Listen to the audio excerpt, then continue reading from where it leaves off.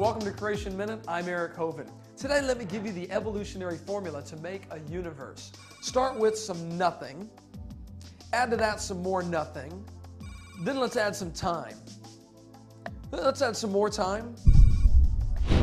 We've got it. It's a perfectly balanced universe. Look at that sun, moon, stars, planets.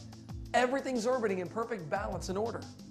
You know, evolutionists theorize that this formula can enable everything to make itself, even people, with the exception of complicated man-made things like a microscope or a toothpick. But everything else about us in nature is the result of random chance and time. You don't even need raw materials.